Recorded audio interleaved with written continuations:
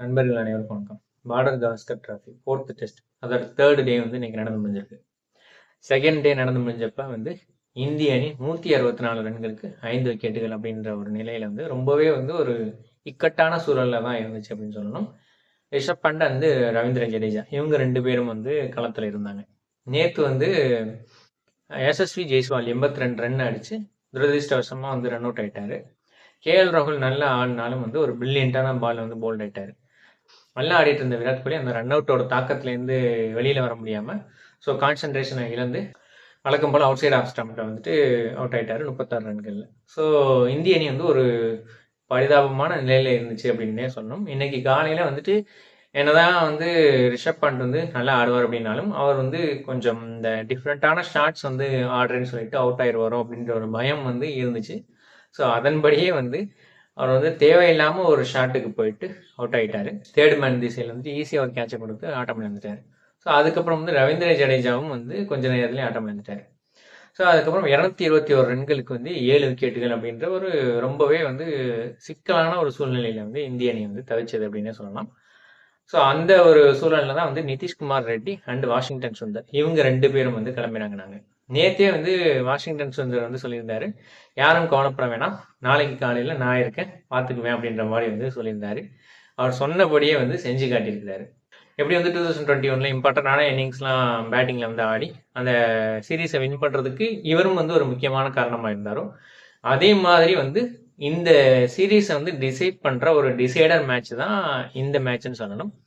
அந்த அளவுக்கு ஒரு முக்கியமான மேட்ச். ஸோ அதில் வந்து ஒரு பிரில்லியண்டான பேட்டிங் பர்ஃபார்மன்ஸ் வந்து கொடுத்துருக்காரு நிதிஷ்குமார் ரெட்டி வந்து.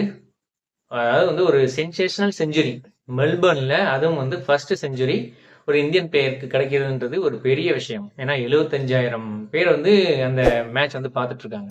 அவங்களுக்கு முன்னாடி வந்து செஞ்சுரி அடிக்கிறதுன்றது ஒரு பெரிய விஷயம்.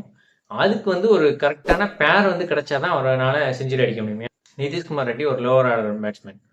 அவர் வந்து 40, 45 இந்த மாதிரி வந்து ரேஞ்சில் வந்துட்டு நிறைய டைம் வந்து அவுட் ஆயிருக்காரு. ஏன்னா அதுக்கப்புறம் வந்துட்டு விக்கெட்ஸ் வந்து நிறைய இருக்காது, 7-8 விக்கெட்னு சொல்லிட்டு போயிருக்கும்.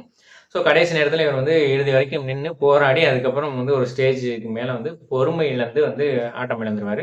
ஸோ இந்த 40+ இப்படியே வந்து அவரோட பர்ஃபார்மன்ஸ் வந்து போயிட்டு இருந்தது. ஏன்னா வந்து அதுக்கு சரியான பேர் வந்து கிடைக்கல. ஸோ ரொட்டேஷன் பண்ணுறதுக்கு நல்ல ஒரு பேட்ஸ்மேன் வந்து கிடைக்கல. ஸோ அந்த ஒரு சுச்சுவேஷன் வந்து இன்னைக்கு வந்து கரெக்டாக வந்து அவருக்கு அமைஞ்சது அப்படின்னு சொல்லலாம். அதில் வந்து வாஷிங்டன் சுந்தர் வந்து தன்னோட அந்த ஒரு டிஃபென்ஸ் எபிலிட்டியை வந்து ஃபுல்லாக காமிச்சார். இவர் 100 அடிச்ச அந்த பந்துகளோட எண்ணிக்கையில வந்துட்டு இவர் 50 தான் அடிச்சாரு. அந்த அளவுக்கு வந்து பொறுமையா வந்து நிதிஷ்குமார் ரெட்டி ஆடுறதுக்கு இவர் வந்து ஒரு பிளாட்ஃபார்ம் அமைச்சு கொடுத்தாரு அப்படின்னு சொல்லணும்.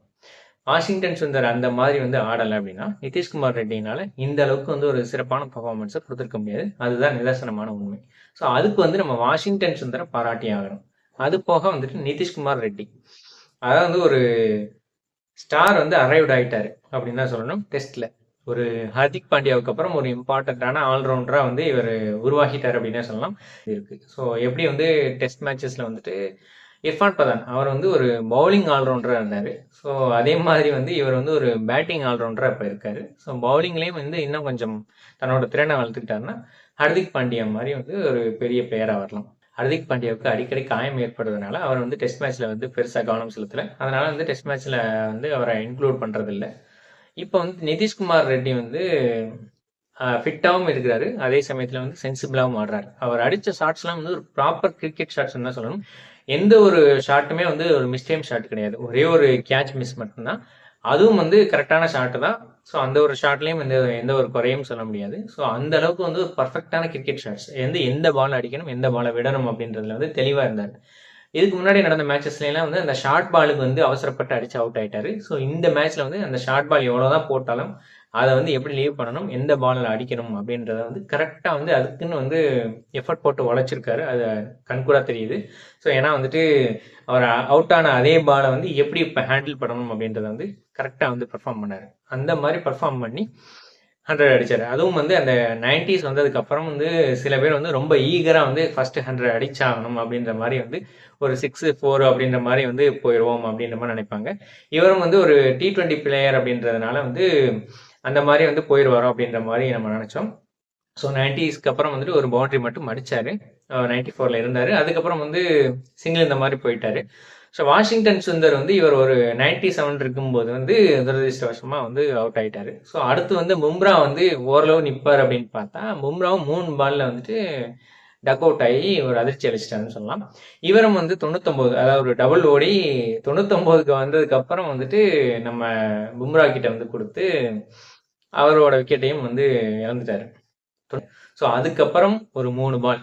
ஸோ அந்த 3 பால் தான் இந்திய கிரிக்கெட் ரசிகர்களோட ஒட்டுமொத்த இதய துடிப்பையும் வந்து கொஞ்சம் எகிர வச்சிருச்சு அப்படின்னு தான் சொல்லணும். முக்கியமா வந்து நிதிஷ்குமார் ரெட்டியோட அப்பா. ஸோ அவர் வந்து அந்த ஸ்டேடியத்திலே இருந்து மேட்ச் பார்த்துட்டு இருந்தாரு. உட்கார்ந்து அப்படியே வந்து கடவுள்கிட்ட வேண்டினபடியே இருந்தாரு 99ல இருக்கும்போது. எப்படியாவது முகமது சிராஜ் வந்து இந்த 3 பான்களை வந்து கடந்துடணும் அப்படின்ற மாதிரி இருந்தாரு.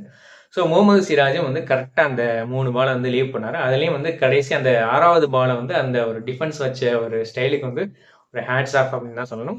அந்த மாதிரி வந்து டிஃபெண்ட் பண்ணி அடுத்ததாக வந்து அடுத்த ஓவருக்கு போலன் ஓவரில் வந்து நிதிஷ்குமார் ரெட்டி வந்து ஆனார்.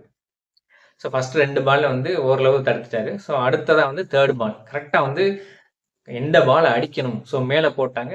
அசால்ட்டாக வந்து ஒரு 4 அடிச்சு தன்னோட முதல் சதத்தை வந்து பதிவு செஞ்சாரு.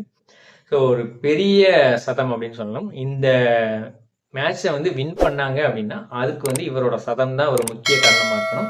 இந்த சீரீஸை வந்து இந்தியா வின் பண்ணி WTC ஃபைனலுக்கு போனாங்க அப்படின்னா இவருக்கு தான் வந்து மேன் ஆஃப் த சீரீஸே கொடுக்கணும் அப்படின்ற மாதிரி தான் நான் நினைக்கிறேன். ஏன்னா அந்த அளவுக்கு வந்து இவர் வந்து தன்னோட பெர்ஃபார்மன்ஸை கொடுத்துருக்கிறாரு.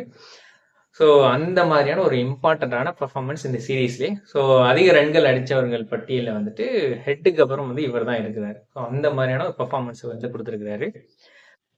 358 ரன்களுக்கு 9 விக்கெட் அப்படின்ற நிலையில வந்து இன்னைக்கு வந்து பேட் லேட்னால ஆட்டத்தை வந்து முடிச்சிருக்கிறாங்க. இன்னும் 116 ரன்கள் வந்து பின்தங்கி இருக்கிறாங்க. நாளைக்கு வந்து இந்திய அணி வந்து கூடுதலாக வந்து 20லேருந்து 30 ரன் அடிச்சாங்க அப்படின்னா அது வந்து ஒரு 86 ரன், அதாவது 100க்கு பிலோவாக வந்து போகும். ஸோ அதுக்கப்புறம் வந்து இந்திய அணி வந்து தன்னோட பவுலிங்கில் வந்து வித்தையை காட்டி, ஸோ ஸ்பின்னர்ஸ் வந்து 2 பேர் இருக்காங்க. ஸோ மெல்பர்னில் வந்து கடைசி 2 நாள் வந்து ஸ்பின்னுக்கு வந்து ஓரளவு ஒத்துழைக்கும் அப்படின்ற மாதிரி சொல்கிறாங்க. ஸோ வாஷிங்டன் சுந்தர் அந்த ரவீந்திர ஜடேஜா இவங்க 2 பேரும் வந்து நல்ல பர்ஃபார்மன்ஸை கொடுக்கணும். ஃபாஸ்ட் பவுலிங்ல வந்து பும்ராவுக்கு வந்து ஒரு நல்ல ஒரு துணையாக வந்து சிராஜ் அண்ட் ஆகாஷ்தீப் இருந்தாங்க அப்படின்னா இந்த டெஸ்ட் மேட்சை இந்தியா வின் பண்ணுறதுக்கு அதிகமான சான்சஸ் இருக்குது. ஆஸ்திரேலியாவை வந்து ஒரு 200க்குள்ளே வந்து நம்ம சுருட்டிட்டோம் அப்படின்னா ஒரு 280 to 300 இதை வந்து டார்கெட்டாக வச்சு நம்ம வந்து 5th டேல வந்து கிளம்பிறங்கணும் அப்படின்னா ஈஸியாக வந்து வின் பண்ணுறதுக்கு ஒரு சான்ஸ் இருக்குது. இந்த மேட்ச் வந்து ட்ரா ஆகுறதுக்கு தான் அதிகமான சான்சஸ் வந்து இருக்குது அப்படின்ற மாதிரி வந்து நிறைய பேர் ப்ரெடிக்ட் பண்ணுறாங்க. பட் வந்து இந்தியா வின் பண்ணுறதுக்கு ஒரு ஈக்குவல் சான்ஸ் இருக்குது அப்படின்ற மாதிரி தான் நான் நினைக்கிறேன். ஸோ என்னோட இந்த ரிவ்யூ பிடிச்சிருந்துச்சுன்னா இதை வந்து லைக் பண்ணுங்கள், இதை வந்து எல்லாருக்கும் ஷேர் பண்ணுங்கள். கிளிக் டு இட் சேனலுக்கு சப்ஸ்கிரைப் பண்ணுங்கள். நன்றி.